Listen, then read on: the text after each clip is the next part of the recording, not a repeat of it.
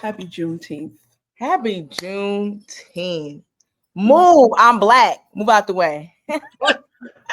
Move. Oh man. It is season 2 premiere. We are here.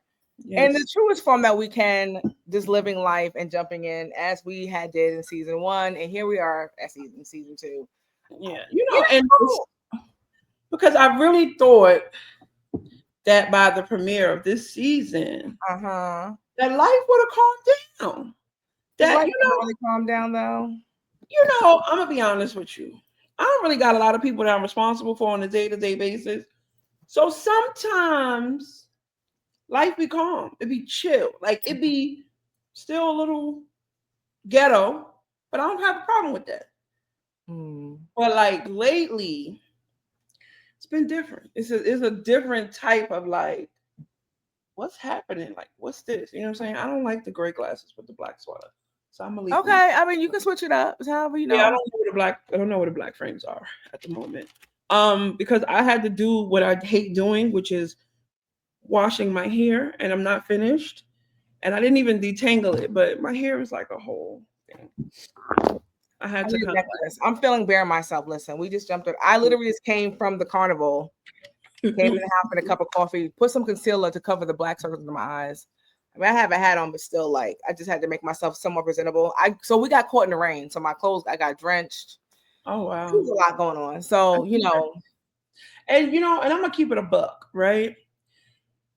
When Utopia hit me up and was like, "Oh, I'm gonna profile y'all today, and tomorrow," I was like, "Oh," and then I realized that's because you had put out the flyer that we were going live tomorrow. Yeah. Now, today wasn't the first time we were supposed to go live. Like we've been trying to get a flow of this for a few weeks. Yeah. And not that I didn't want to do today, but you know how like sometimes you kind of be like, I don't know if it's gonna happen.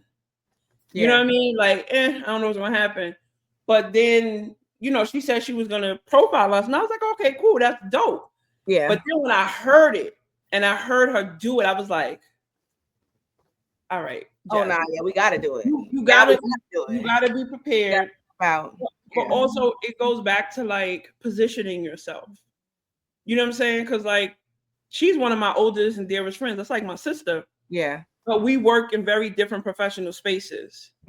And I'm not one to ask people to do anything. Right. Because I want my work to speak for me. You know what I'm saying? Now I know if I was in a bind and I needed something, she got me. Right. But it's like as we go through our professional careers and we trying to build and we doing these different things, it's like people can only take you as serious as you take yourself. Right. That's how I see it. So it's like I'm not looking for a plug or a position from anybody. Yeah. I gotta position myself so that whatever it is that I'm doing, the authenticity in it, people recognize that. Not because I've asked them to do something for me. You know what I'm saying? Well, that's the thing. It really calls you to like step forward into it. Like when an opportunity like this arises and what you didn't expect, you didn't pay for it, you didn't plan for it, and you get that visibility in that platform, you're like, oh, wait a minute. This is it calls for a different kind of, you lean in a couple things. Like you're grateful. Hold on. I don't see that any of us. Are we live on your page? Did you hit live on the Instagram page? Yeah. They both say live on mine. Sorry, they're live. They're live. Okay. I'm sorry. Finish your thought. But it really made you, to your point, like two things happened for me in that moment. I got emotional, a couple things. I got emotional because it was like, wow, like one, I think just being who we are, authentically giving, we don't find it robbery or a problem to give space to people. Right. And to shout people out or to highlight anything they're doing. So today was more also like just a karma, karma, if you believe in karma, or just like when you operate in a certain way, it comes back to you in the ways you least expect it. That was one part. And just got emotional of someone not thinking too much of it to even shout us out on that platform at that level. Two was like, okay, I gotta get serious. Like, okay, let me lean in a little bit more. Like, I gotta show up. We were kind of like we're trying to do. Do you hear a lot of background noise? Okay. Can you try to be quiet, please? Thank you. Look. Me giving my bestie a hard time. I can't let her hear me say it. She got headphones on, but she's making a lot of noise. She's making a lot of noise. Slut. Drawers and refrigerators. This is not typically my space where I do the podcast. So this is where I go in my office, and it's a lot of noise. I'm getting overstimulated. I respect it though. But yeah, to go back to what you were saying, yeah, like it also kind of like to lean in some more, like, okay, girl, like you're getting some visibility, people are paying attention. While and there's other part is also is a message, and this is the third part because this is also true, the duality of life. Also, it's an example of we can be doing all the things and still show up, still succeed, still you can have all your responsibilities and still do all the things, right? And don't worry about being perfect all the time, but just showing up and doing it, even when it feel right. And it comes together. I mean, there is a way in which we show up, right, in the spirit of excellence and the conversations that we have. But sometimes life just be happening. And you guys, I literally just pulled into the driveway, got out my wet clothes I caught in the rain, threw some concealer on, made a cup of coffee, and we're here, right? But that's real. But that's why I didn't tell you this, but when you called me, I was in the shower. Girl, what are you doing? I was in the shower because my hair.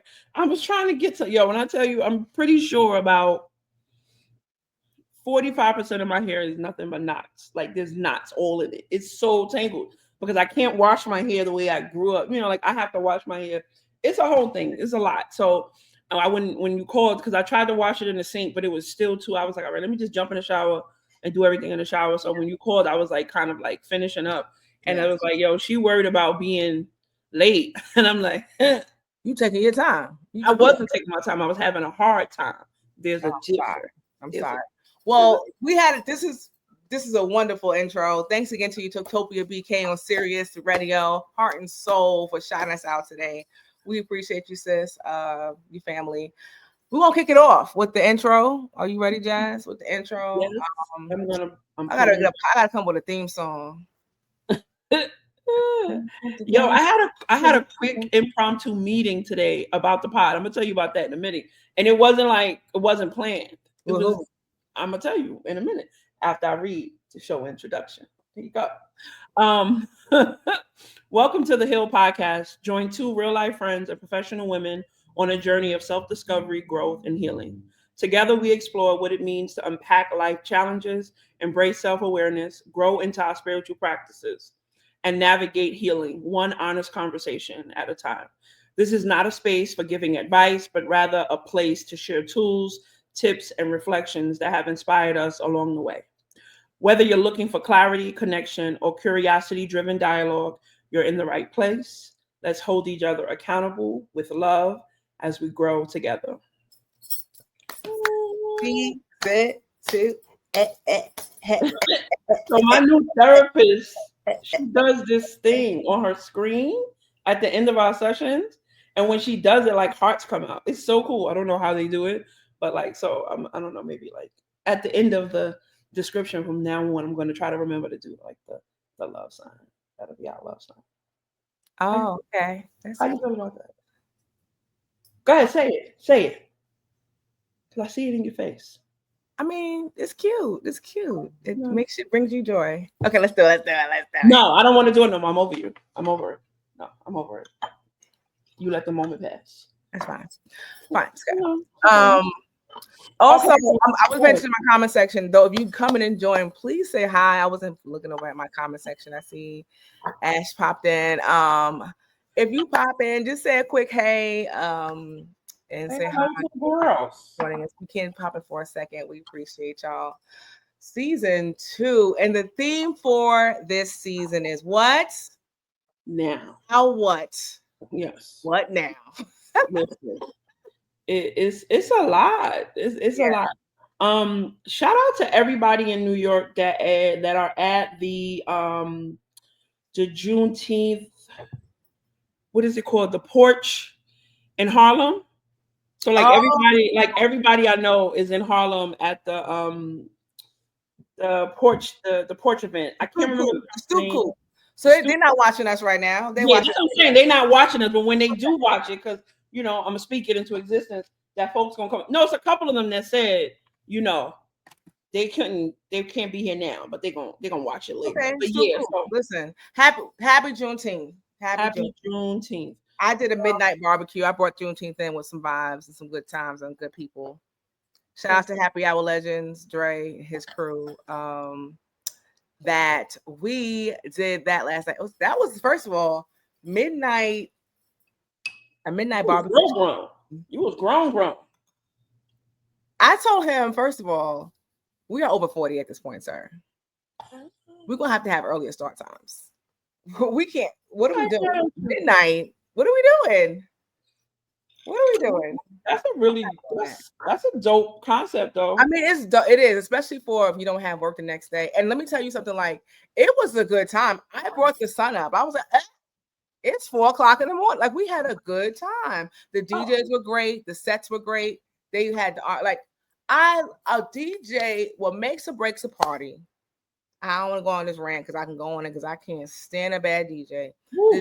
The DJ makes or breaks the party. The DJ can get it in there and get the party moved. That is what makes a party. You know how to play the right songs, play them all the way. I'm gonna throw shakes. My neighbor is the worst DJ ever in this world. I'm not gonna say his name. Okay, he's trash, Basuda. All he does, he cuts the song off right at the peak of the song. I hate that. What is wrong with you? Pull the plug. Why would you do that?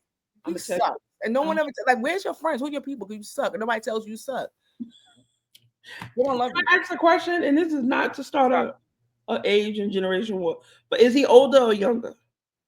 He's a little younger than us. Okay, so let me tell you something. No, that's no. Every time I go to these parties on the strip, when the young people ask the auntie to come out, and they play the songs, and it be classic songs. It be new songs, classic songs. The mix be dope. But why are you stopping 15 seconds into the song? And then read the room. Read the room. Who can cut the room? Song, if you play Usher's Superstar and you don't cut the song at the. What are you doing? What are you doing, sir? So Basuda is Basuda. That's my word. Basuda. That's a proper. I learned a new word today. I don't know if I should repeat it on here. My girlfriend, I don't speak Creole, but she sent me the Creole word of the day. I mean, we are educators. I mean, do you think it's gonna get? I gotta protect my Haitian. Gonna get clicked on YouTube? I don't know, but it's in Creole, so it's. Hold on, what does it say again? And I'm gonna say it for later. But she told me a Haitian word for the day. Okay. Like cocoa rot. I'll tell you what it means later. But it's like calling a woman like you're the lowest of the low. Ooh. Oh, I know who fits that description, but I got it. I know. So I want to perfect my Creole accent, my Haitian accent, so I can say it authentically. I gotta dig into my Haitian roots. Yeah, you gotta tap in with the ancestors. And I think it was Coco Rot. Something she sent it to me. I know she sent it to me because she knew that I'm messy like that. And I'm gonna perfect that word just so if I have nothing else to say, I'm like, that's a Coco Rot.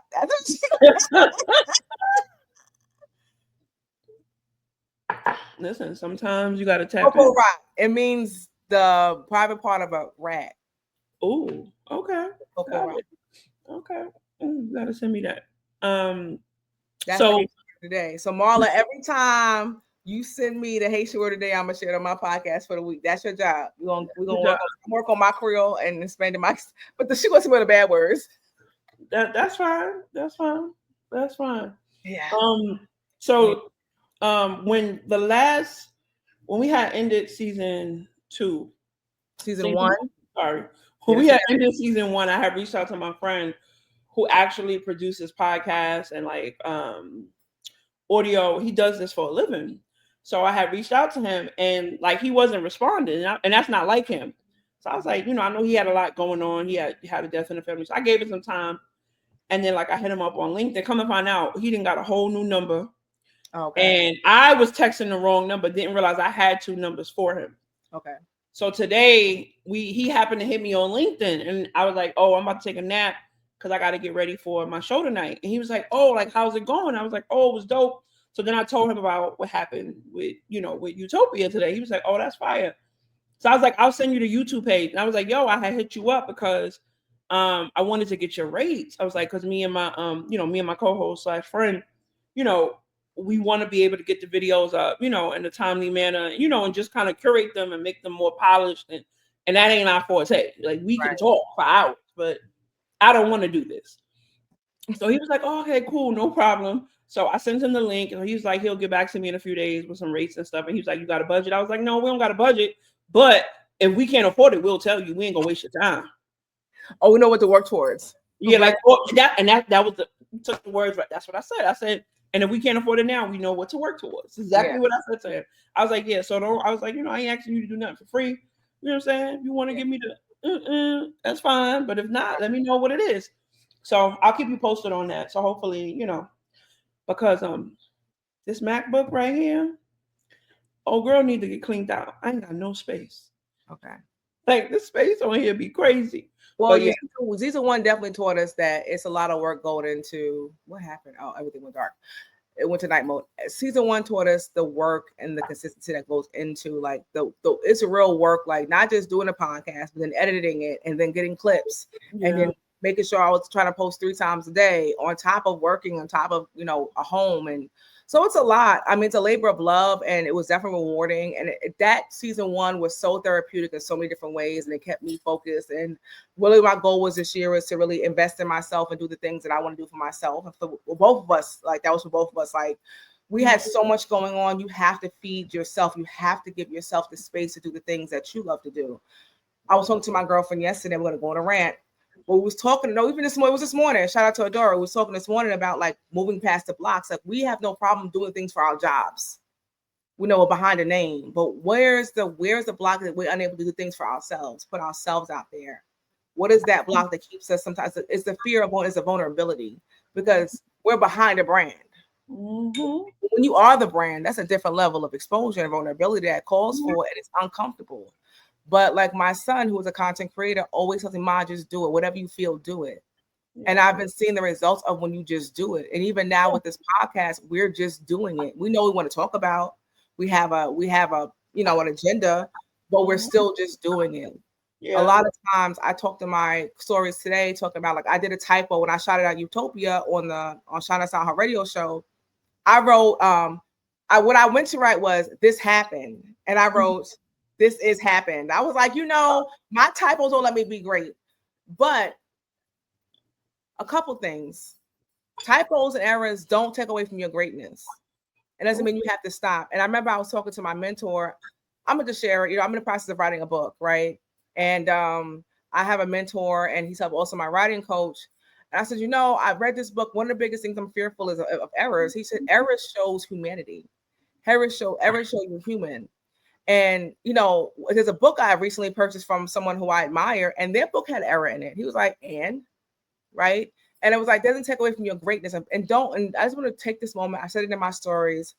Don't allow someone to turn your flaws into a reason why or a way to turn it against you, tell you you're not great or you can't succeed. Mm-hmm. There are plenty of people out here who are deeply flawed. Look at the trial we're looking at on TV. Deeply flawed, but greatly talented. Yeah. Okay? People try to weaponize. That's an extreme. Yeah. Don't allow your flaws to stop you from achieving or chasing your dreams. Don't stop. Do not do it. We are giving you this is a real life example. This podcast, this episode right now, life is lifing. If I told you what happened this week, girl, told you individuals has been taking place in our life just this week. Yeah. Key, how you even up here talking? How are you not in shambles? People won't believe it. Encouraging you need to be encouraging yourself. I'm encouraging myself by encouraging you because we're talking to ourselves here. But just this week, and we still pushed through and did it. Now we're gonna real quick. I don't want to go on a rant because we gotta make sure we announce this to the people because it's the first 20 minutes. We already did the intro. This will not be our regular night. Quick programming note. Feedback from my audience, and they're tired of us. Especially Kima and Jasmine.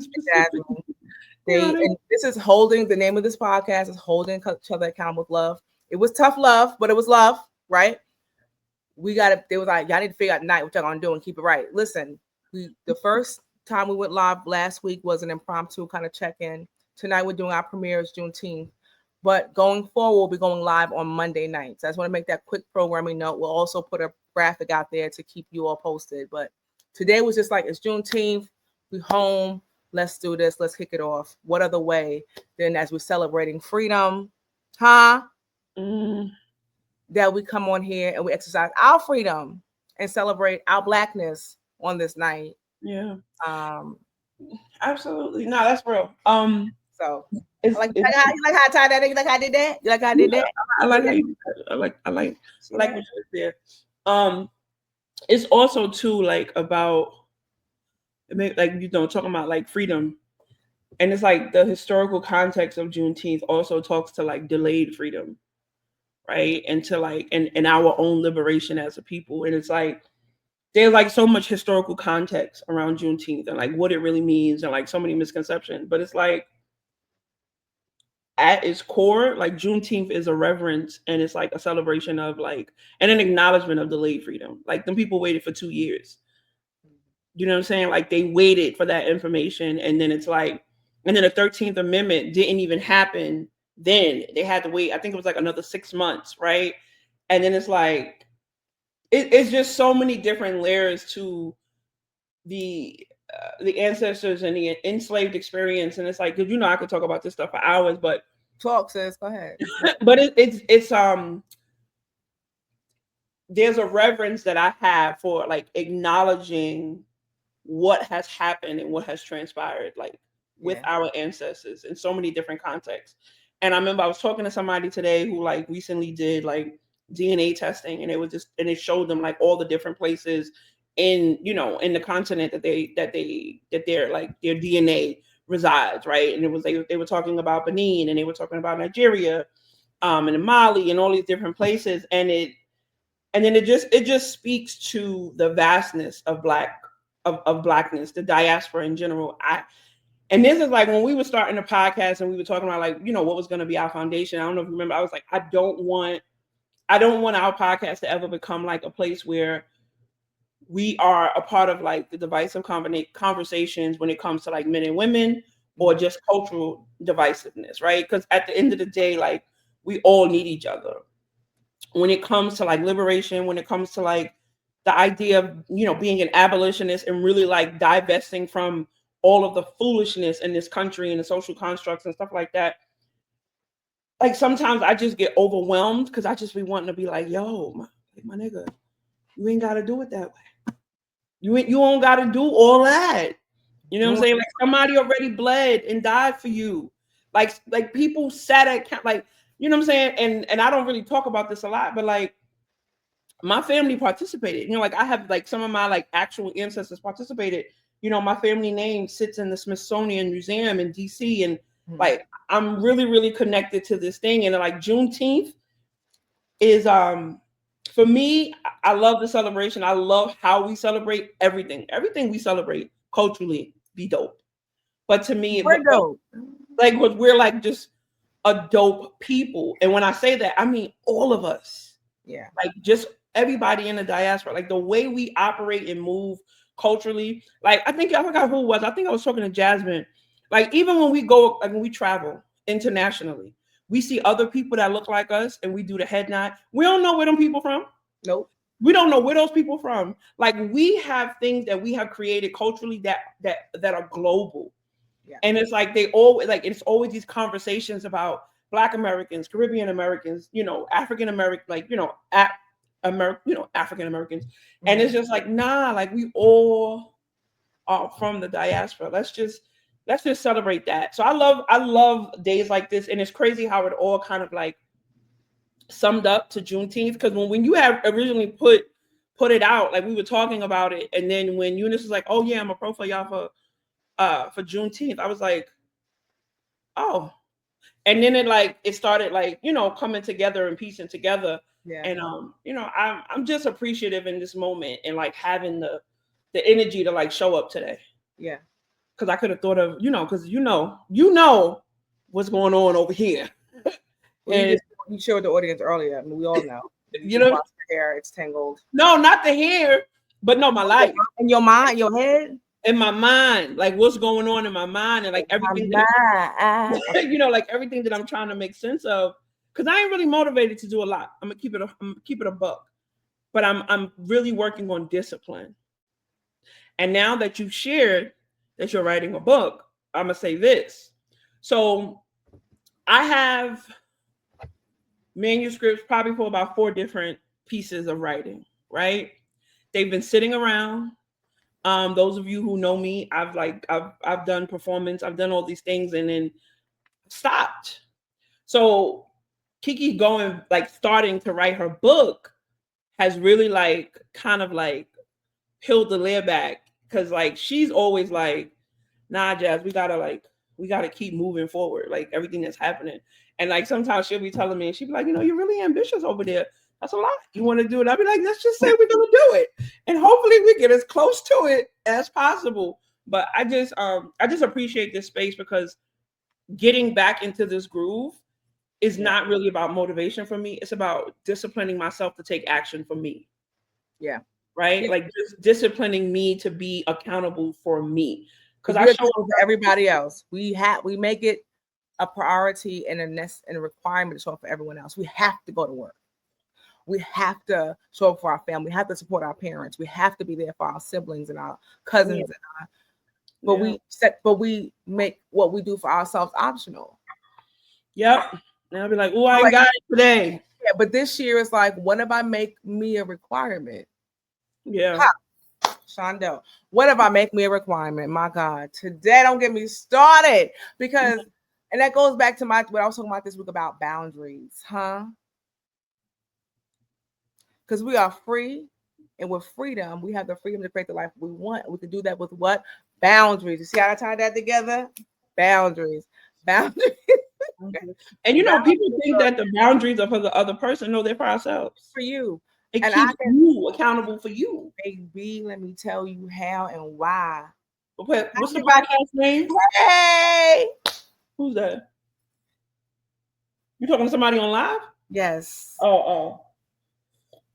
Curtis. I'm about to say, that was my mom went blank. I was like, I cannot. H.E.A.L. I cannot.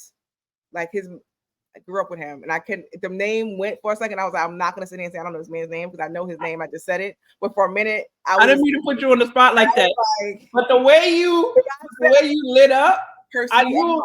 Yeah, I was like, family. Yeah, we grew up together in church. So that's family. But what was I talking about? Boundaries ties into the name of this podcast. Yes, holding each other accountable with love. Miss H.E.A.L, he said Miss H.E.A.L. Dom, my hairstylist is here. I'm like, I haven't been in the I went to physical therapy the other day, and the young guy, he was like, ma'am. I said, okay, listen, we ain't gonna do too many ma'ams today. He I don't know if Ann is on here. He calls me Miss Jackson. I was like, why you keep calling me Miss Jackson? I mean, it sounds good, especially in a country twang. Miss Jackson sounds really good, but I'm like, why are you calling me Miss Jackson? That sounds like I don't want to be nobody, ma'am. I don't mind auntie, but don't call me ma'am. I don't like it. My hand is wet, but I ain't taking it off. Sound check live days. What's that? What is that? Sound check live days. Oh, you know Curtis. So he knows. Oh, he know me from. Yeah, he said Miss H.E.A.L. He said sound check live days. From when I used to perform and do shows. Oh wow. I don't know. I can't see. You got it. Okay, I'll share his profile. You gotta show me his profile. But that's small. I love when my. I didn't even catch, because he did say the name. Yeah, that's great. Said Miss H.E.A.L. I love when my people know each other. Crazy. I love that. With the exception of one person, they can go over there. But everybody else, boom, boom, boom. And we did not plan that. Take that. That was a good one. That is a good one. Oh man. See, and I just was talking about writing. I used to really be. That's called alignment. Yeah.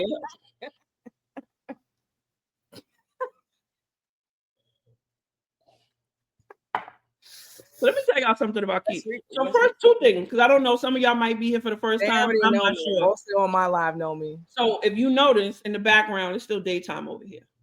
So I'm on the West Coast. Kiki is on the East Coast. Yes. So it's daytime. So that's one thing, because you might see that from every now and then. So we are recording in real time. Yeah. But my friend is really, really good with taglines and punchlines. See, me, when I got something to say, I like to sit in it and like come up with the thing. Like I want to like really make sure it's like really like But it takes like her like it's like 5 seconds. It's a gift. I keep telling her, I was like, yo, you should be writing for comedy, because it just don't make no sense how quick they come. Man, if we could really record our real conversations all the time. No, I would have somebody. I don't know. To have a reality show one day, Key. Because I could listen. I could just sit here for hours and we talk and I just wait for them to come. But yeah, some of them don't know what they mean, but I know what they mean and I know how funny they are. So if I laugh, trust me, you should be laughing. Because a lot of people know me. That the one thing I say, most of my people, we all like to laugh, and we all don't. I love a good laugh. I was gonna go somewhere with this. We were talking about boundaries, right? And we were talking about create a life that you want to live. And I do want to hit on that real quick. That's what part of my talking points was boundaries, and like, it is for yourself. And like this past month really, and even the past couple of weeks, I've been using the tools that I got through my therapist. I'm talking our biggest things about boundaries and applying the tools in real time. And I realized, to your point, when I set boundaries, when I had to set boundaries a couple of times over the past month, it was really about taking a moment and say, how do I feel? It's like someone did something that you didn't like, right? I'm just going to give you an example without giving too much information. No names, no real names will be shared in this podcast. Okay. We need to have I just thought about it because like the real story behind it is actually pretty funny. I don't know if we want to share this. We really have an after dark. Maybe we'll wait. I'm gonna use this. I'm gonna use wisdom here and wait on the story.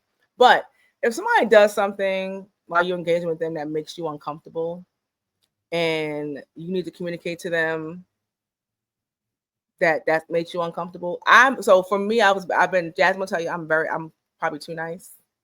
And I give grace more than is probably should be given to most people. I'm a former people pleaser. And so I'm learning to speak up in the moment. That is something that I'm learning to do. It's a muscle that I'm building. Oh. And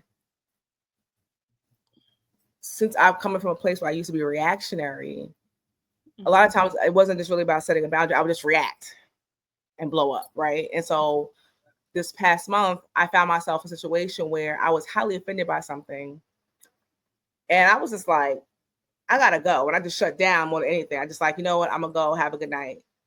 And I sat with it and I was like, I want to use this moment to create a boundary. Like, because typically I probably would just cut the person off, block them. I ain't dealing with that person. But in that moment, I was like, God, I want to create a boundary here. How would I do that in this moment? I want to use this moment as an exercise. Right, doing something different out of what I normally would have done. I could just cut people off. That's why I think I have a very small friend group, because I don't like a lot of people. I don't like people like that. I have no problem cutting you off. Bye. Don't come over here. Bye. Stay from over here. But I'm learning to operate in grace, and I'm learning to. Sorry, I lost my train of thought. I'm learning to. When you give grace, understand that everything that God's created deserves grace in certain moments, right? And in this moment, I decided to give this person grace. And so I went to them, I was like, hey, the next day I was like, hey, you did something that offended me. I didn't like it. And if you want to engage with me, you can never do that again. And they had two options to say, I'm out, or respect it. And they respected it. And it was a great exercise for me. Yeah. And it allowed us to create a friendship that probably otherwise wouldn't happen, because I would have just avoided it and not created a boundary, just said whatever. But based on how the person that showed up to me in our experience, I chose to give them grace, again, based on who they were and how they showed up previously to the offense. I set a boundary, and they had two options, to respect it or not. and they continue to respect this. I was able to continue to engage with them. But it was dope because it allowed me to create a friendship and a connection that I probably otherwise wouldn't have had. Yeah. Because I learned to create a boundary rather than one, running from it, and then two, being able to have a difficult conversation. So boundaries can really improve your quality of life and your connections. Yeah. People who are willing to be held accountable. So that is an example of when you set a boundary with someone who's willing to be held accountable and respect your boundary. Yeah. Now, on the other side, we have experienced setting a boundary with someone who does not like to be held accountable. They do not want to be held accountable. They lack accountability. Yeah. You know what? Go ahead. That was a lot. I'm just going to say that was a lot. I mean, but I also I train with the master splinter of deflection and lack of accountability. So because I went through that training course, that master class with someone I dealt with, I was ready for this. I was like, oh, I know what this is. Along with the tools that therapy gave me about setting, boundaries, I was able to even navigate that space when someone did not want to take accountability and deflect and manipulate and gaslight me. I was able to say, like my therapist says, I was able to be the tree and not the leaf. They were the leaves. They was last season we talked about the tree and the leaf, the difference, and how you regulate your emotions. Be a tree. Be the tree, right? If you're the leaf, you're blowing to whatever the wind is blowing, and you're all over the place. When you're the tree, you're stable. So I was able to be the tree this past month, and I'm excited about that. So sorry, that's my little rant. No, I love that for you. It's funny because we had similar experiences, but it's just in different arenas, right? Yeah. So for me, like throughout my life, I have a deep, genuine care for people, right? I really do try to lead with kindness, but oftentimes when somebody energy is foolishness, I'll be like, Key, it's a couple people that when they did something and you told, I was like, yeah. Ain't right. Yeah, ain't right. You told me like you too nice. I was like, too nice. You're too nice, right? You're being nice. Like it's the difference between being kind and being nice. Like I care about people, right? And this recent experience has stretched me in a way was like, because I don't think I have a problem with creating boundaries with people. No, you don't. You're a boundary setter. Damn. Okay. I'll just say I own it. But that's something I always admired about you. That goes back to the days. I appreciate it. And I remember you told somebody, you blatantly, you said the most respectful but stern way. He was like, you need to mind your business. I was like, that is amazing. I was not talking to you. You need to mind your business. I don't even remember what she's talking about, but you got to remind me. My God. You got to remind me. It was at the office, and you told somebody, was like, I was not. Oh, when we worked together at the other place, yes, I did. It was very professional, but it had to be said because I wasn't speaking to you, right? So it's just like So I've always been able to like create boundaries and like set boundaries and like conversation and like, but not even just a boundary, but just to be clear about like just to advocate for myself, right, and take agency of the spaces that I'm in, like take agency for myself. But what happened with me recently in the last 6-7 months, something happened where I wasn't taking agency for myself in the way that I normally would take agency. And I think for me, I had a harder time dealing with that. Like, myself, like, girl, what the fuck is wrong with you? Like, you all right? Yeah. And then like, like I have like these hormonal issues. So sometimes my brain fog and my energy level, I just don't have enough extra to really like to do all that. But what wound up happening is that it took for these situations to escalate to a place where I was like, oh wow, like you're gonna go that far? So then I had to show up. And I had to like take agency for myself in a different way. And I'm gonna be honest. I think a part of it is because I made a career shift. Okay. I made a career shift and I'm working in this historic institution And it was never on my bingo card, right? I never saw myself in this space. And I think a part of me, when I got there, forgot that I belonged there or didn't know that I belonged there. You get what I'm saying? So most of the time, like most of it, I just was like, okay, maybe I just don't belong here. This ain't for me. But then I realized, with the help of my new therapist and, some of my friends and family, and they was like, nah, they plan on your top. Mm-hmm. Check them. And Kiki and Jasmine was like, I'm gonna need you to put it in writing. And I'm gonna need you to do what you do in writing when you need something, when you got something to say. And I was like, y'all. But in that, I think I advocated for myself in a way, but I also think it was a lesson that I had to learn, because I think sometimes it's easy for us to take agency, create boundaries in spaces that we're familiar with. But when you go into unfamiliar territory, sometimes you get a little, you can doubt yourself. You doubt yourself. You know what I'm saying? Because the whole time I'm like, it's me. Yeah. I'm doing something wrong. And then I was like, what? Yeah, well, you pissed me off. You was pissing me off because you kept like, I am smart. Wow. No, hold on real quick. Hold on. Black Misfits, yes, you allowed to drink while listening. It's the safe space. Drink, smoke. Smoke. Do what you got to do. I'm waiting for my edible to come in the mail right now. But go ahead. Dance, pray, whatever. Just do what you're going to do. You was pissing me off, Jazz. You was pissing me off because you was talking about, I am smart. I'm like, who said your intelligence is not a question here?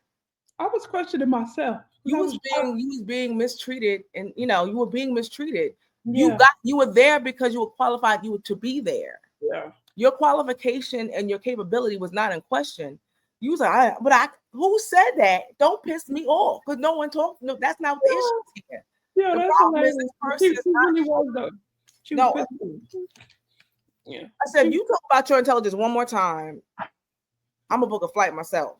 Because you're pissed me. What are we talking about here? Like sometimes you got to talk to you. Like I was really trying to figure out what's wrong. Is it me? Is something not working? Like what's happening?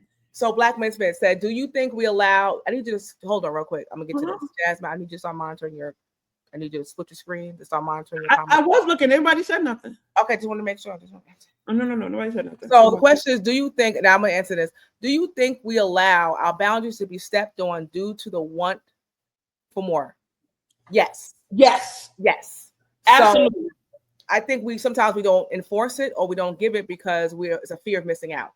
Or we think that it'll cut us off from what we think we want, or we'll get from this person if we set a boundary. Or this thing. This person or the thing, right?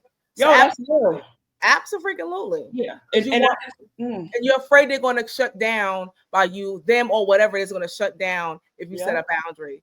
But that's where I've learned the confidence. I'll get a little churchy. The confidence of the God in you. And if that person is for you, and if the thing is for you, they will respond positively to it. So you only want people and things in your life that's for you. And so when you want more, it'll come. It may not come from that person, because if they cannot respect your boundary, then they should not be in your circle. You get what I'm saying? But so first, real quick, I got my two of my babies in here. Nana, she was in here. I know she's still in here, and my Bailey baby's in here too. Hi, Bailey mamas. I know you're a big girl now. These are my Bailey mamas. She just joined. That's my niece in Miami. No, but I think that's real. I think that's a really big part of the thing, is that absolutely you get into a new space or a new relationship or a new job or whatever the situation is. And if we create the boundary that we really need for ourselves, it's kind of like, if I create this boundary, I might lose this opportunity, or I might lose this friendship because they don't think I'm doing too much. But someone who's really for you, they will respect that and honor that, because they also see the value in you being there. Because you want to be a mutual relationship where it's mutual beneficial. If it's one side or either way, then it's not you don't want that anyway. It's going to be the dynamics going to be off. So I can say categorically, that's exactly what happened with me. So Black Misfit said, I think the arenas we frequent play on the ability to finesse our boundaries. Absolutely. I'll try you. Absolutely. Let me tell you something. They tried me so much. When I pulled out the receipts, everybody got quiet, because it wasn't from and I wasn't trying to do like a wow factor. Mm-hmm. But when I started to realize what was happening and how I was being treated, my memory, like just like my recalling the experiences that I had, recalling conversations, recalling some of the things, I was like, wait a minute, that didn't happen because this is how this happened. And when I started to like bring it to light, then everybody had to get quiet. So that's real. Especially in corporate America. So jazz comes from nonprofit. Yeah. And then corporate America is a different beast in the game. So I was telling her, like, whole sis, this is different. There's similarities, but also corporate calls for a different kind of like the finessing, the wordplay, the politics, the bureaucracy, whatever you want to call it. You gotta be sharp. Yeah. And you gotta be able to see then you're deemed unworthy for not popping. Unworthy to who? See, because I can, to who? Because to who? No, because that's go ahead. That's real though, because that's literally what y'all were telling me. Like you're not unworthy. Get yourself together. Right. Remember, but that's the finesse though, Black Misfits. That's the finesse of them trying to make, that's a mind game and making you feel and deemed unworthy, or you'll be blackballed. Like obviously, I remember I told somebody one time, if me speaking up, if me speaking my truth means I'm taking an L or being blackballed, I'd rather walk away with my integrity. But again, it depends on what you want, right? Because when it goes to reach a certain levels of corporate, it's going to call for a certain level of sacrifice. Yeah. But I don't think you have to lose yourself or your integrity to rise. No, especially nowadays and where we're at, I think you'll get more respect. I lose all my heart. Nothing, whatever's for me is not going to stop because someone is unworthy. That's real. That's real. That's the mind game, and you gotta be able to push past that. And that's the emotional intelligence and the maturity. But like, you're not gonna stop this. That's the mindset and the finesse and manipulating you to stop yourself. Because no one has the power to stop you but yourself. They will make you think, oh, I said, had deja vu, which we were on the right track. That's a Raven moment. Sorry. But that is the moment. That's just, I always say deja vu is just a confirmation that you're on the right track. That's how. No, 100%. But that's how they finesse you, because no one, like I said, no one can stop you but yourself. So once they get in your mind, in the words of the late Pastor McCoy, the mind is a battlefield. Once they get in here. Yeah, once you do something, I know all I do is sit back and watch you self-destruct. No, and that's exactly what the expectation and the energy and where it was going, that's what was happening. And then like when I started to kind of like realize, oh, wait a minute. And this is another thing too, right? Because one of my aunts said this to me, and she was like, Jasmine, the more you grow in your faith, your battles are going to be more spiritual more than anything, because right now you're really locked in with God. And she was like, so you got to really look at what's happening around you. And I was like, yeah. Now, me as a person, I don't think about people disliking me. I don't think about people hating me. Like, I don't think about me intimidating other people or making them uncomfortable. I don't think about the fact that I'm strong in this area shows that you're weak in this. I don't think like that. That's not who you are, but that's who I am. It's people who move like that. Yeah, but I realized that I'm in a space where everybody wants to be seen. And it's like, I don't need to want to be seen. I'm always going to be seen.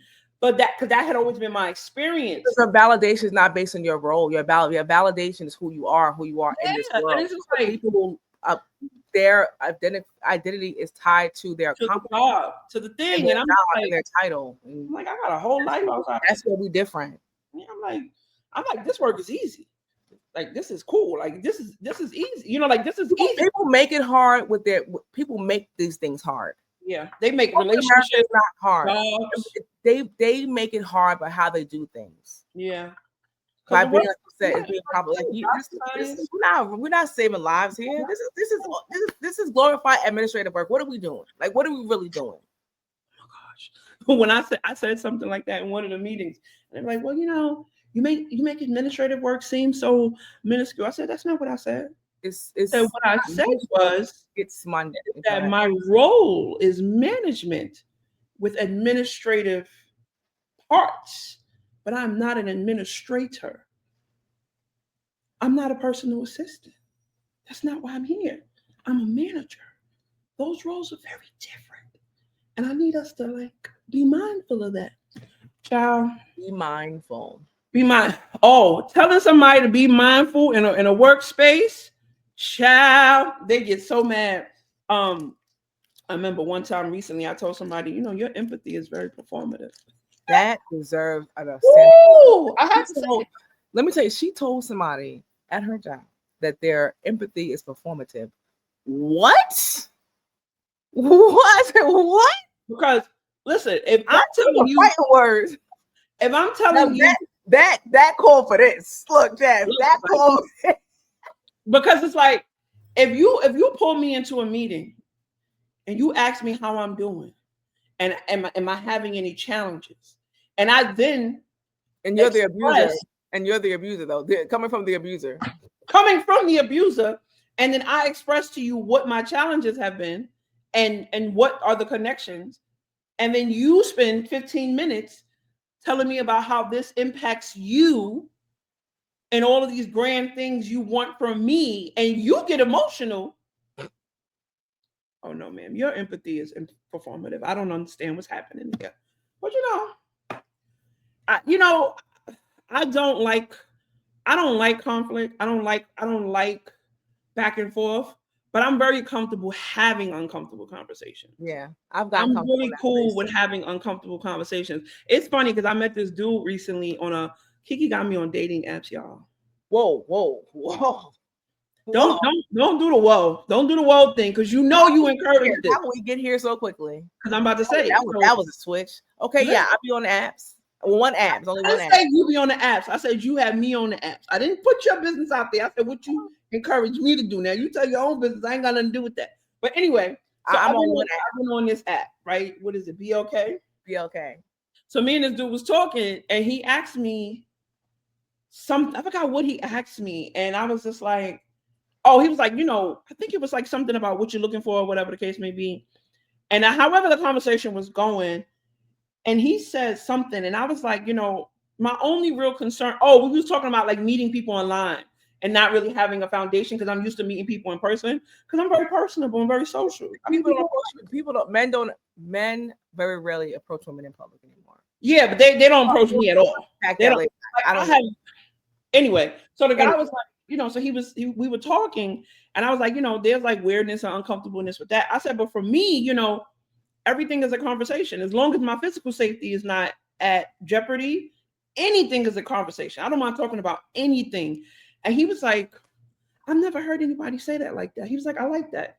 And he, and then we had like a real conversation about conflict and communication. Because y'all know, if a man can't hold a conversation, it's a dry situation. It's a desert.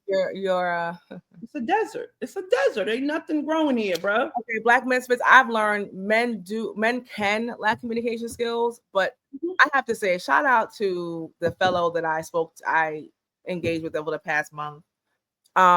We really had a great experience with exploring communication, and he did not. I think he was good at communicator in general, like overall as a person.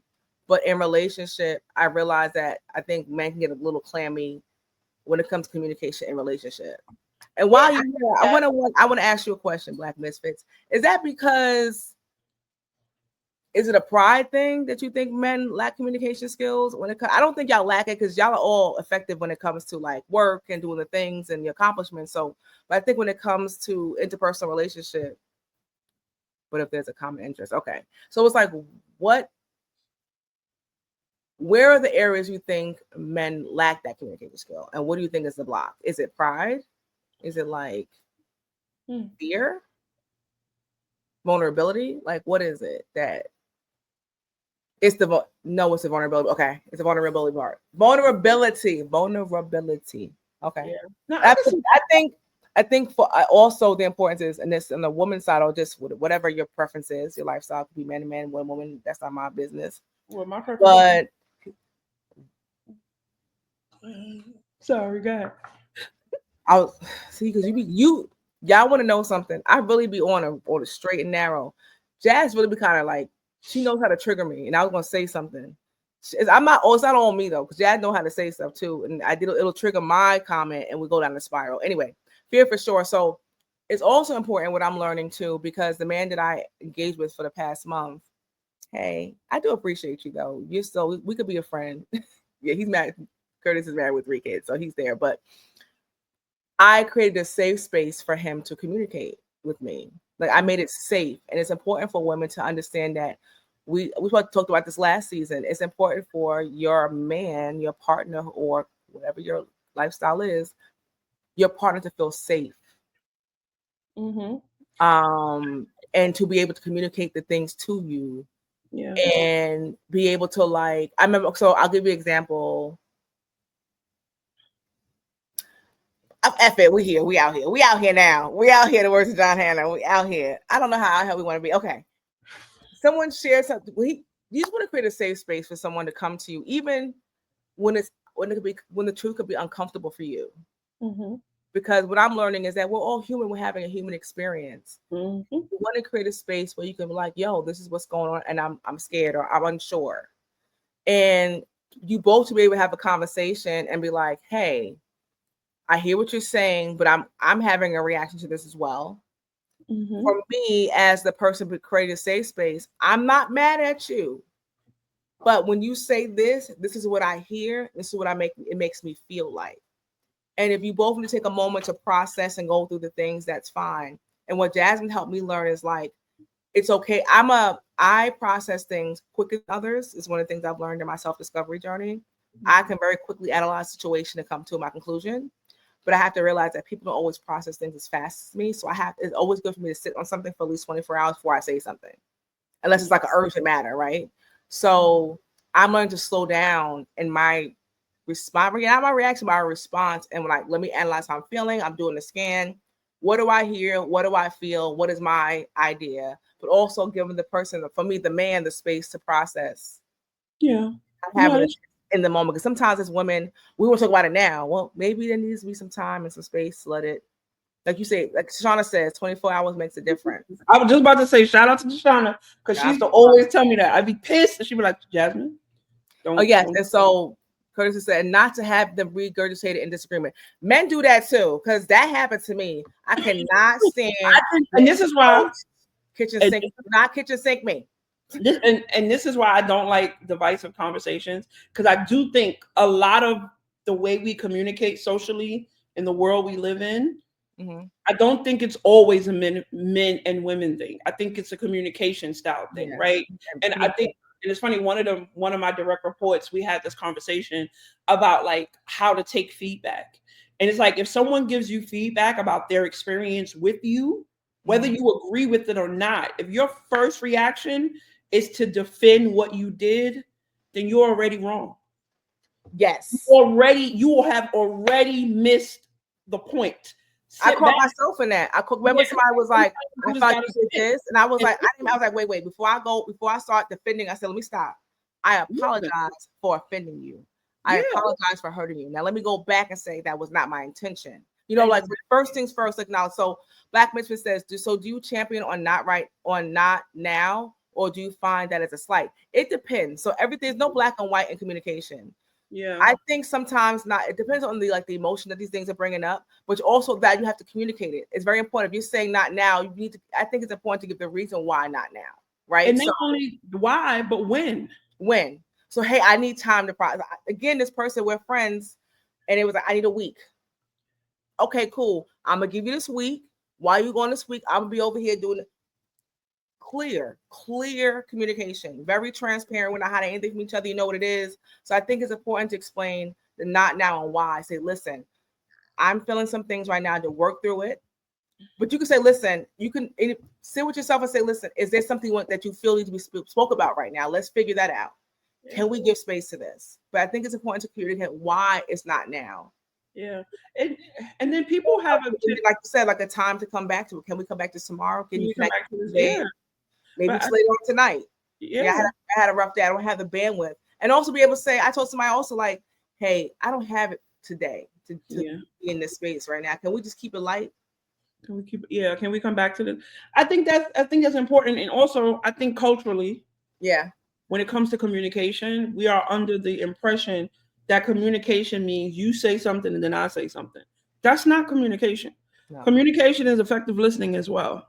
So sometimes when someone is telling you their experience, sometimes the first thing you should say is like, what do you want to come out of this? Or something kind of like, is this just like, is this like, sometimes like clarify if the person is asking for a space to vent, or if they're asking for your opinion, or if they want it to be a dialogue. Because sometimes people just be wanting to say what they need to say, and then they need a minute to sit with it. But I feel like the way we communicate socially is like everything is a reactive argument. Like we just react and react. But it's like sometimes you just gotta listen. And then sometimes if you're the person that have caused an offense, like you said, like, you know what, that's not what I meant, and I really apologize, but let me sit with this for a minute, and can I come back to you tomorrow? And that's what I told like one of the people that report to me. I was like, in that moment when they gave you that feedback, you could have said, okay, you know what, let me take this back to my team, and we'll get back to you within like a day or two via email, or we'll reschedule another meeting. You know what I'm saying? Like that's not the moment for you to defend whatever it is the person told you offended them. We gotta stop that.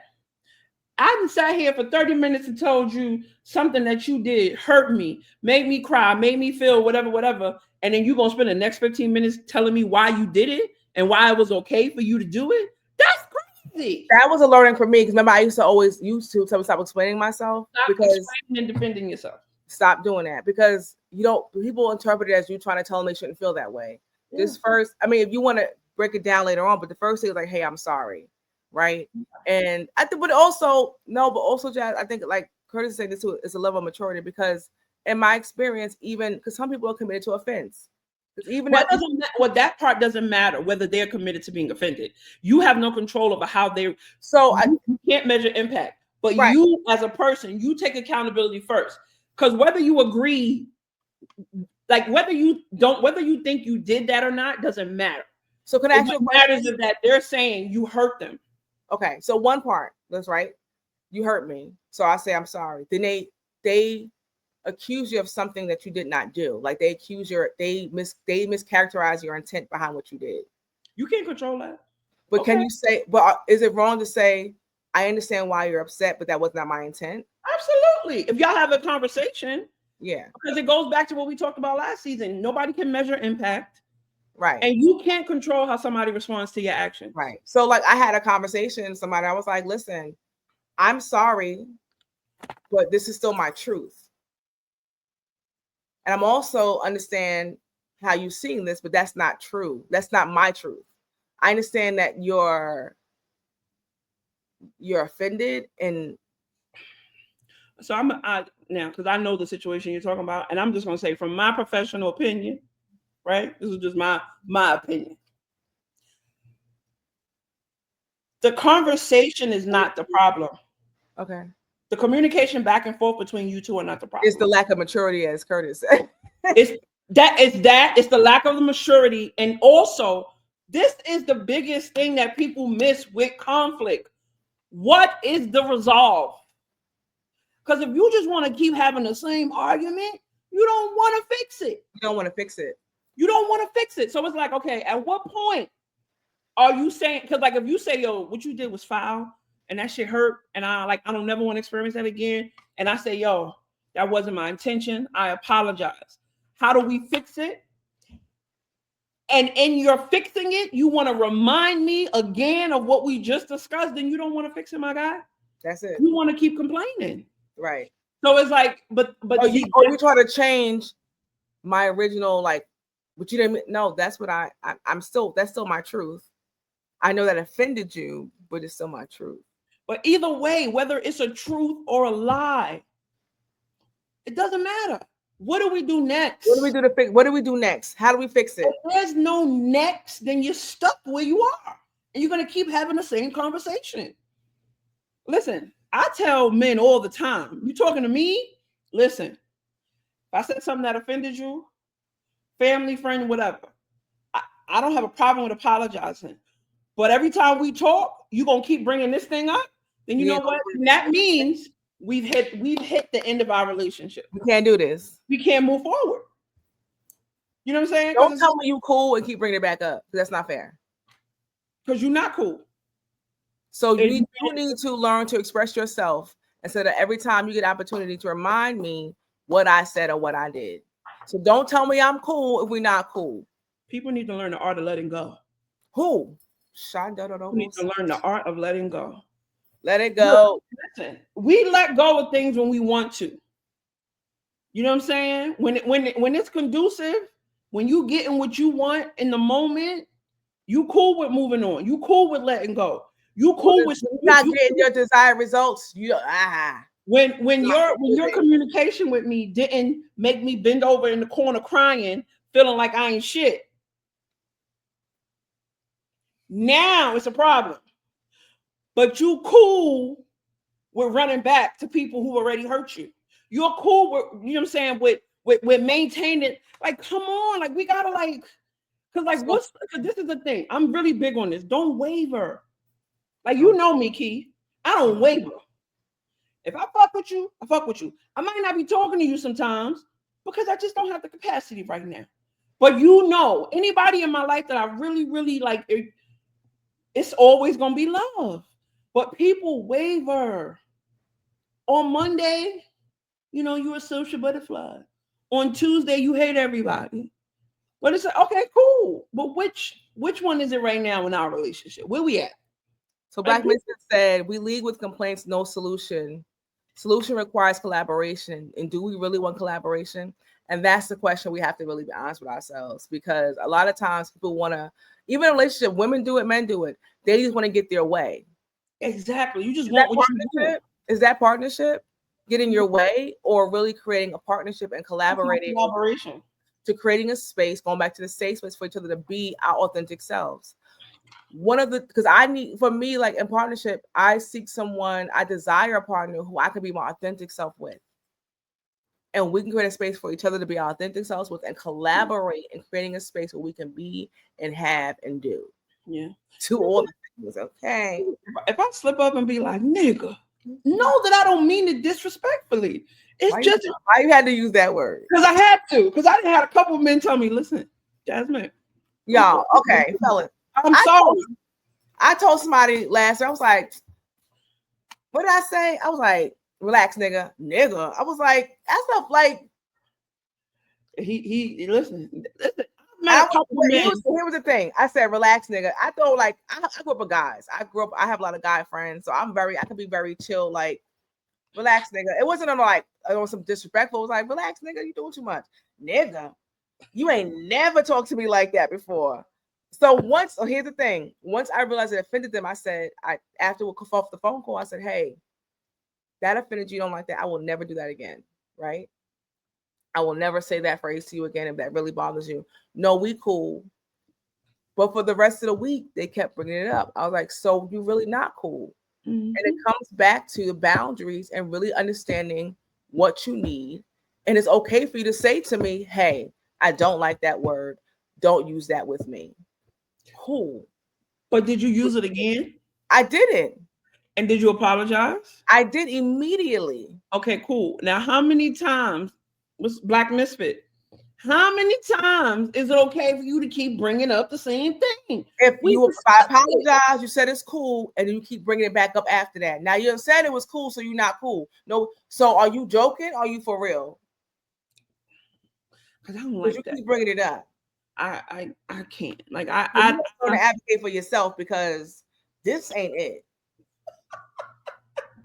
Listen, I have learned in the last 10 years, thought and the feeling of it. Yeah, well, let it go. Bring about it. I can't tell you when to let it go, right? And I can't tell you how long to heal. Yeah, like, and but I can also say that it bothers you instead of saying we cool. I'm not over it yet. Be honest. Just say I need a moment. Okay, cool. Look, I've learned to say now I need a moment, and I could be my moment right now may be a little short, or maybe a little quiet. But you know what's going on. You're not like, what's wrong with you? You told me it was cool, but you still got a problem. People that old. Black Misfit, you won it today. He in here. He said it's a touchy one because some people really can't forgive. That's why I had to leave my relationship last year, because they had a problem with unforgiveness. Yeah. People don't really know what forgiveness really is. Okay. And I'm sorry. It's for yourself. It's for yourself. But people really don't really understand unconditional love.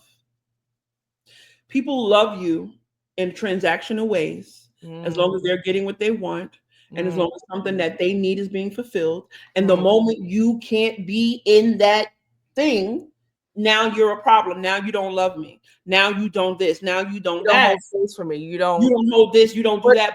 All the times it was no. And then that's where the forgiveness thing comes in. And grace. And grace. Consider how people have showed up for you in every other area. Listen. So when they fall short, because we're all human, we're going to fall short. Because the Bible says we fall short every day of the glory of God, but God's grace gives us back into His worthiness. So, and the Bible says ain't nothing good in the flesh anyway, according to the Bible. Everything that is flesh is sinful. So like we all working. That boundary with that person. The reason I was able to give grace is I saw how they showed up in every other area. They were consistent. They were respectful. So I was able to give grace in that moment of them falling short and being human, because we're human. We're flawed. We're going to mess up. But don't look at our mess up as an intentional slight towards us or towards you. Why are you taking this personal? Me being human you should not take me being human personal. I should not be taking it personal, somebody having feelings and emotions. We're supposed to. Men and women. It's natural. That's because people be out here on transactional love. And also, they don't deal with their own stuff. Well, that's a whole other child.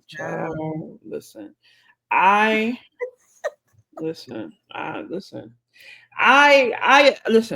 hope and I pray that I meet a man who knows how to have uncomfortable conversations. Or is willing to train the muscle to do that. Or develop the muscle to do that. Exactly. And it's like, yo, when I'm out of line, be like, Jasmine, you out of line. You out of pocket. Come in for a second. Like, you know what? You got it. You know what's the sexiest thing for me? For a man to be go ahead. What's that? What did Jill Scott say? You can tell me what to do when you can tell me what to do. Because as women, we're independent in a way, because we have to be, not because we want to be. Let's be clear. Spoil me, honey. I would love to be a housewife. Pastor Princess. Okay. I want to sit in the passenger seat, just watch the trees go by. Babe, look at the birds. I want to be able to walk down Madison Avenue and hold his hand and just be. I want to be a ditz. I don't want to worry about nothing. Tell me where I'm going, babe. Tell me where I'm going. Huh? We go to this store, okay, babe? Where we going? So Black Misfits said. So anyway, where was I going with this? Oh, anyway, I don't know. Tell me what to do. Like I told you got vodka? I said it's water, but you would think it's vodka. But go ahead. Oh, I wouldn't mind a drink right now. What you drinking, Black Misfits? What you got in your cup tonight? I got coffee. I wouldn't mind. I was out last night, so I'm taking it easy with the liquor. I might. First of all, we're going out tonight. Who am I right now? I don't know. Who are you? But I told him, this guy I was talking to, we had broken things off, but a few times he had pretty much told me to be quiet, but it was it was a masculine, confident way that was Kojic water.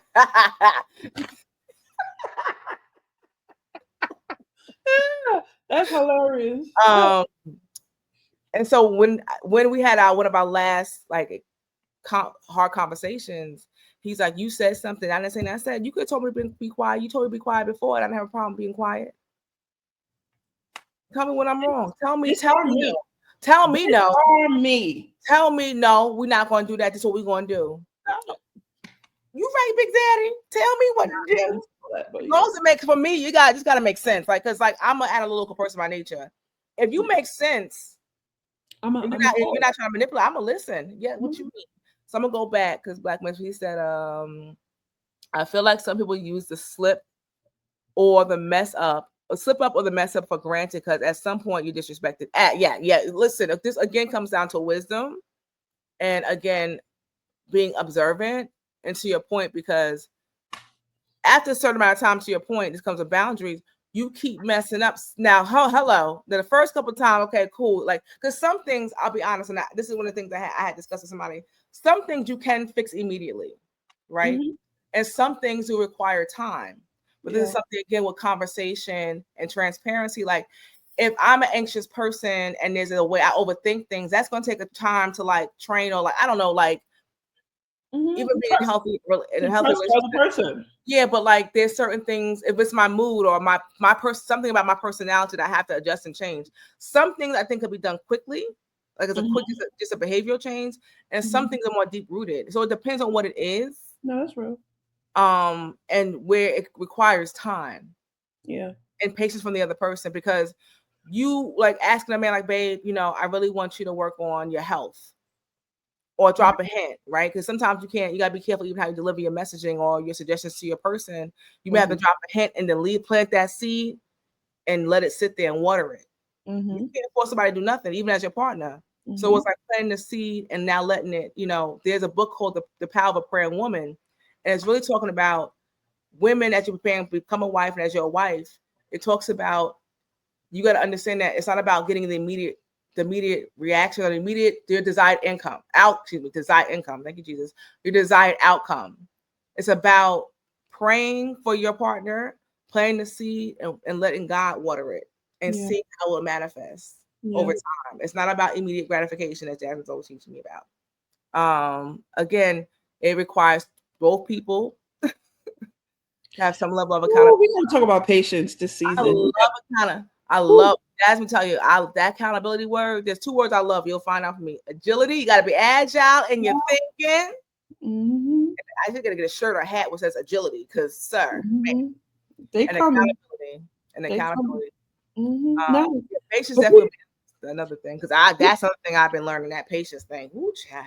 That patience thing. I'm a spoiled brat. I grew up being spoiled, and I grew up getting my way in a lot of ways. I'll be very honest. And patience is something that is still, like, my core is weak. I got a weak core. No,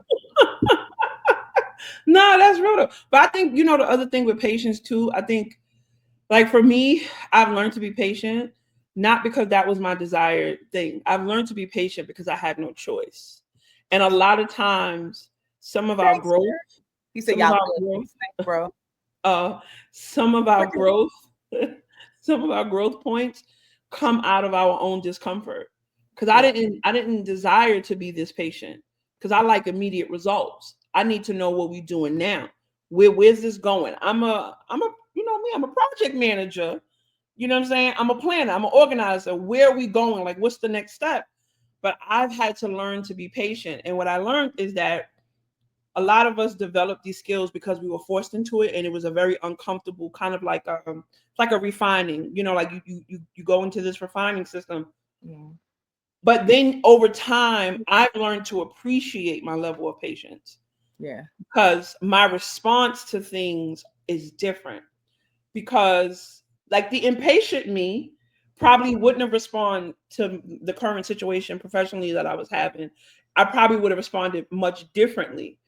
But me having the patience to sit in it and really try to work through it, even though I didn't do, you know what I'm saying? Like, even though I needed to respond, but I think it's my level of like me being grounded and being patient with people, places, and things. My patience has really, really transformed. And sometimes I'll be sitting here like, girl, who are you? You know what I'm saying? I mean, I've shared this on the podcast before, like, even like with my abstinence, like I was outside.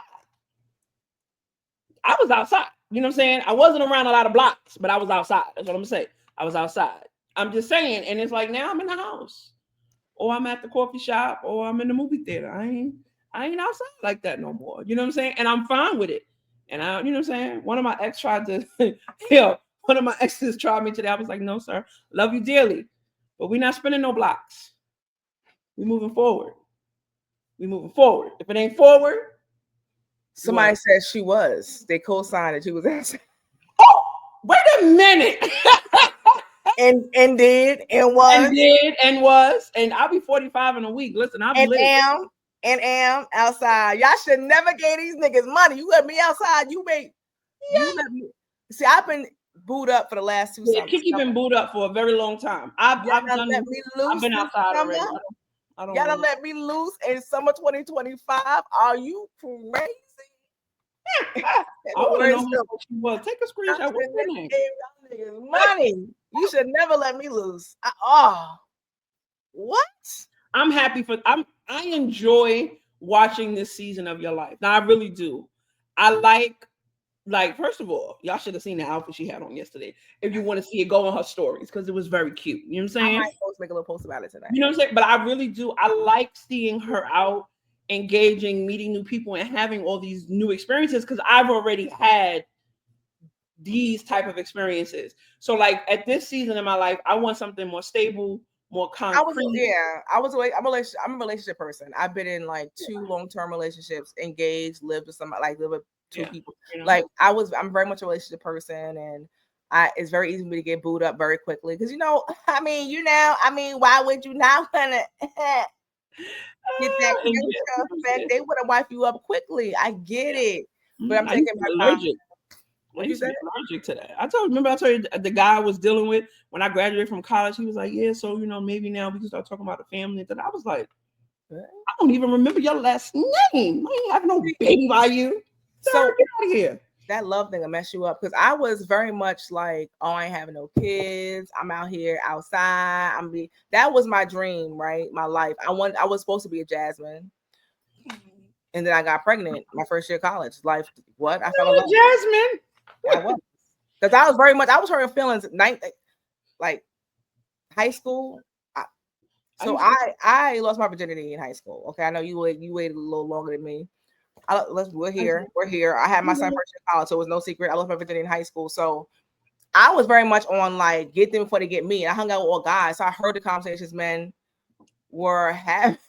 Wow, Kurt, you were really out here talking crazy on this podcast. What he said? Not the Minnow fan. That is wow. First, that's crazy. Yo, in person, I'm probably gonna punch you in your throat. Like that's crazy. Yo, Kurt, it is the Minnow fan. It's pre-Minnow though. Watch your mouth. It's pre-Minnow. We're not quite in the Minnow phase. Don't do that. That is wild. That was wild. But first of all, no, that's wild that he said it. But also, I appreciate him knowing that happened. Yeah, nah. He ain't getting none. Don't be knowing, Kiki. He better know he married with 3 kids. He better know. I know it's all love. I'm messing with you. He better know he married. He better know. You better know her cycle. Mm-hmm. So you know when to tread lightly. You better know when she's in her what's the luteal stage luteal. I tried to have do you know your woman's cycle stage to know when to tread lightly and when to be quiet and when to rub her back? Exactly. When to lean in, do you track? You know what menopause look like. You better know them stages. Exactly. You better know how to. You got them 3 kids. You know what you're doing over there. You tracking something. You tracking something. Nah, but I do tell men, if you are in a relationship with a woman, do yourself and do her a favor and learn her cycle. Learn the different periods of her cycle so you know when to relax and you know when to lean in. Because sometimes it's hormonal. Yeah. And she don't even know what she's talking about. Because Jasmine like, Key. I'm like, Key, your cycle coming? I'll be on one. She be on it. I'll be like, you all right? It was like, you on it. I'll be like, your cycle is, she be like, yo. I'll be like, girl, I hear it. So I know he heard it. I'm like, nigga. That shit is crazy. No, but it's real though. But yeah. But no, I am very happy for you. I'm glad that I'm glad that your kids are old enough. You know what I'm saying? You ain't got to worry about asking people to keep your baby. Like this is I really want this season for you. Like I really like you saying, yo, when you told me you was going out at midnight, I was like, let me see if she really do this shit. Cause you know what I'm saying? We're not 40s. I'll be 45 in a week. I mean, I'll go out late at night, but I really didn't think she was gonna go.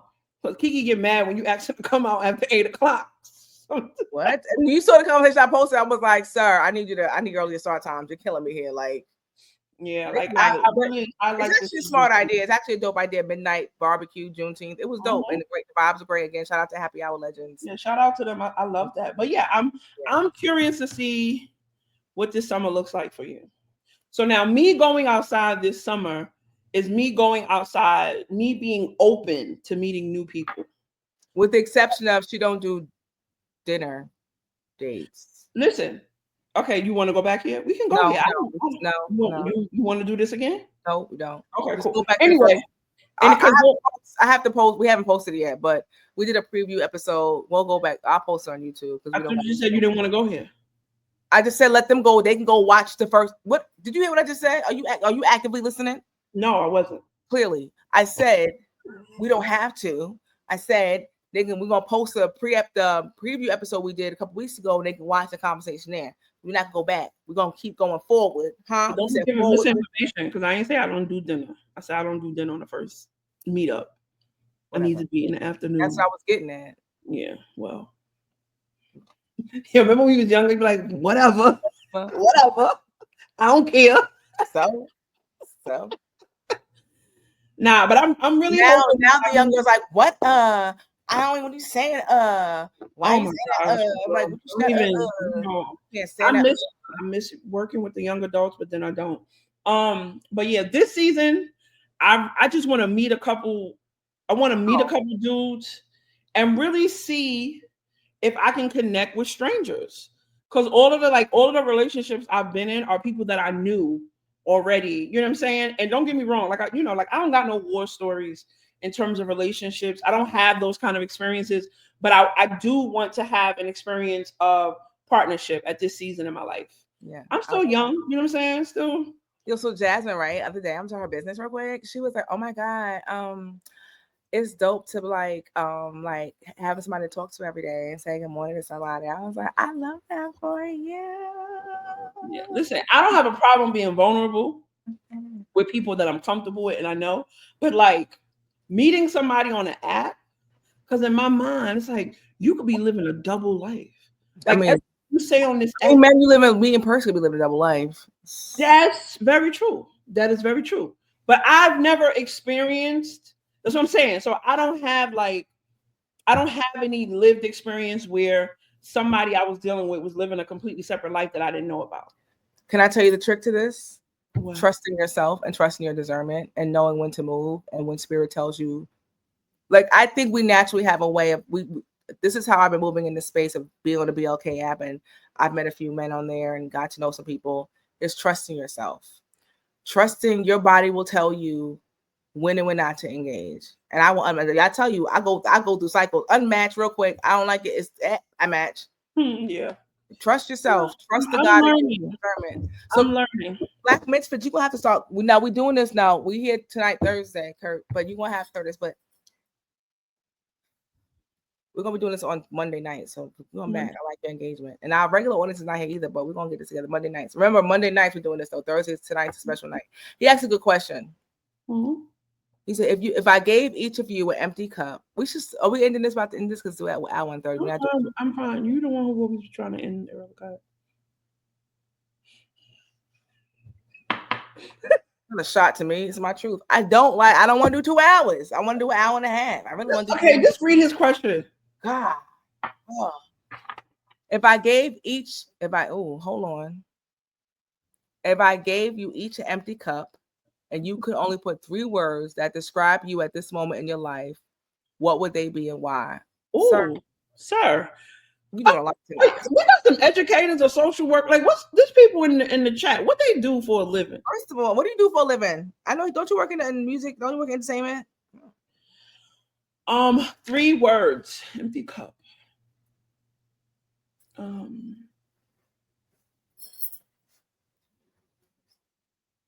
Worthy.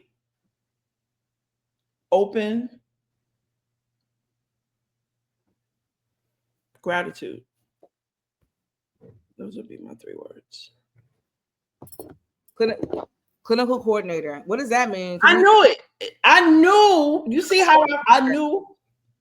In what space? Are you in the mental health, education, or hospitals?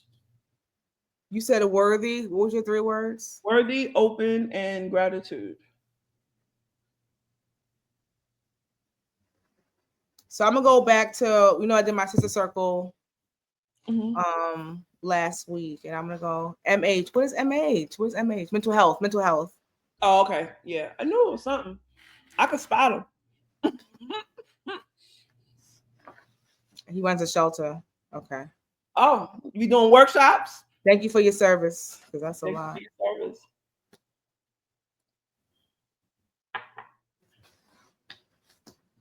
I want to go back because I had this. I did a sister circle. We was talking about this, and I want to go back to what I wrote because I think that is aligning to his question he asked. That he asked. Oh, I'm out of water, but I'm scared to get up. Why are you scared to get up? So you gonna show your donkey? That wagon you dragging? My pants don't match my outfit. Oh.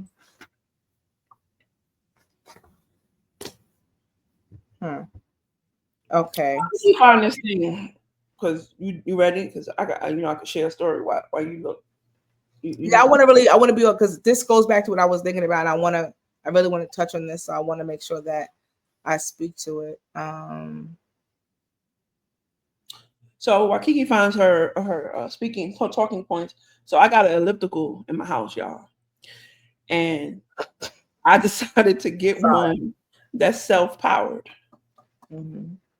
It don't have no plug, and baby, when I tell you that thing it's a lot. It requires your whole body. Like my legs are so sore right now. And I'm not someone who is, new to stretching, to exercise. But baby, them self-powered ellipticals, that's a full body workout. Like I can't wait to get up out this. I'm enjoying this conversation, but when I get up out this chair, because I'm in so much pain right now. Okay. You found it, Kate? Yeah, I did. So 3 words that describe me in this moment. Bold. Mm-hmm. Why I say bold is because the steps that I'm taking again when it comes to this year, I'm being bold about prioritizing myself. And I'm being bold when it comes to creating boundaries and speaking up for myself and having difficult conversations again, changing. I used a term a couple weeks ago about deadheading, when you have to pick the old blooms of flowers that die off to make space for the new blooms. So undoing old mind, like old the things we used to learn, unlearning the things that don't help us in our moments today. So I would say clarity. I said clarity. That's what I said. What did I say? It's been a long day. Bold. Sorry, bold. So being bold to do that and show up authentically as myself. The next word I would say it goes back to confidence and trusting myself, confidence in who I am and what that shows up to be. Again, confidence. Like I said, like even with this dating thing, is like I trust myself. So I think trust. I think it goes back to trust, actually, not confidence, trust. I trust myself. I trust myself to make the decisions that are best for me and my children and whatever this life that I'm creating. So I trust myself. So I would say bold, trust. That's why. And then the third word would be grounding. Like I'm grounded. I'm grounded because my self-awareness I think right now at this point in my life, I am the most self-aware I've ever been when it comes to like being present with myself and learning every part of me in a more intimate way that allows me to navigate life in a more intentional and an apologetic way. I like that. It allows me to slow down because I'm an overthinker, but the overthinker comes from fear. The overthinking comes from, at times, I think there was moments in my life where I didn't feel I had control, and I was always at the mercy of other people, and I didn't realize the power that I possessed. Yeah. So when you are able to sit in who you are, the light and the dark, right? They call the light and your shadow, and fully embrace everything about you, you can sit in it a lot easier. Yes. And a lot of the work I've done is to embrace my light and my darkness. Got it. I like that. Well, I didn't give an explanation, so now I'm going to give an explanation. That's why I didn't think about explaining it. Hi, Anastasia. Open. I think I'm open because I'm in this space spiritually where I am trusting that everything is working out for my good. Yes. And I'm open to whatever happens. I'm not trying to control the outcome of anything. I'm like literally grounded in openness. Yeah. Because I don't know what tomorrow is going to bring. Yeah. And it's like in my prayers, like, whatever tomorrow is, God, I trust you. And in order for me to trust, I have to be open to that. Because, you know, like we say we trust things, but then we're worried. And so I'm like, my openness is me kind of peeling back the worry. So I'm no longer worrying. I'm learning to just be open to whatever it is. And that requires trust of me. The worthiness comes from, it is about me really being comfortable and accepting the fact that I deserve all the good things that I have, that I'm not here by chance. None of this is happening because I'm some random ass person. Whatever the things that I have, that's what God wanted me to have. Whatever, you know, gifts that I have, whatever things I am able to do, whatever blessings I have, those are mine to have. And I'm worthy of that. And then the gratitude part is just finding moments of peace, calm, joy, and all of it. Because baby, January 6th, 2024 until today has been, it's been a roller coaster. I thought I was doing something when I moved from New York to Vegas. I thought that was gonna be the boom. Life was like, let me come here for a second. Let me show you something else. Let me put you on to something else. And I was like, oh, you know, so, but yeah, I like that. I like that question. Take a screenshot, Kiki, so we can, I like that. You know what we didn't do today? We didn't do my health hacks. All right, well, next week. Okay. So I know you're ready. I know you're ready. I do this though, because we're gonna wrap it up. I like to wrap up. Yeah. I'll say this. All this that we talked about today, and even the tests, go back to my therapist. Shout out to my therapist. I was talking to her today about some of the things that I was, you know, because I meet with her every 2 weeks. So like I always give her it's like, in this episode, right? I'm gonna give you like the recap. And one thing we talked about was like, these are all tests, like the things that we are experiencing. Mm-hmm. And these tests are designed to show you how much you've grown and how much the muscles that we've been building and boundary setting and, you know, the lack of worry and the peace and the things that we talked about just now, because I'm not reciting back the words you said, because you said it, but it's not coming back to me. But the words that we use to describe worthy, open, and gratitude, like practicing building these muscles in these spaces, these tests are created or put in our path to show us where we're at, our strengths and weaknesses, how much these muscles have grown. Mm-hmm. So, and where they need to still be developed. And also, yes. And also we have to congratulate ourselves and celebrate ourselves that, because a lot of times we can get the tools, but we don't use the tools. Mm-hmm. So like therapy is not a therapy or any practice that you use, that you look into. It's great because you can read a self-help book. You could take, but if you don't take the tools from the book or take the tools from the therapy or whatever you use to help you improve yourself and your personal development, mm-hmm. It is going to sit there and collect dust. You have to use the tools. Yeah. So when you use the tools, these tests come to show you again where you have grown and where you still need to develop. And I'm grateful, to your point, for the journey that we've both been on. We have a lot of parallels. There's sometimes like we're coaching each other at times, we're talking to each other, and this is again, application is key. Thank you for the summary, sir. I'm learning that my mentor, as I'm on this writing journey of writing my book, one thing I'm learning is how to summarize a thought. Mm.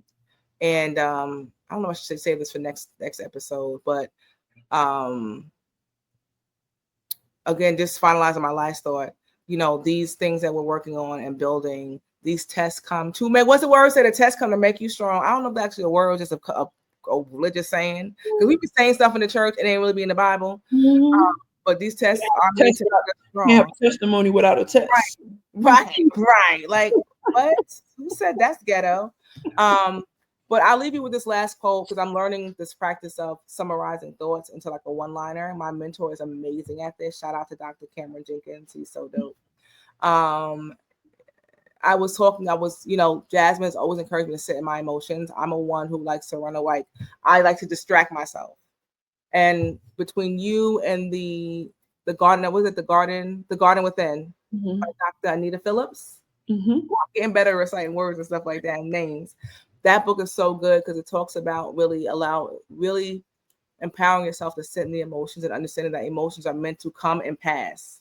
But if we don't sit in them, they will linger and they will build up, and that's where exposures come up at. So I've learned and been practicing to sit in my emotions. And emotions is not a sign of weakness. It's a sign of being human. It's natural. And so, like, when you're experiencing sadness, or even if you do worry, it's okay to say in this moment, I'm worried, I'm sad, I'm upset, I'm disappointed.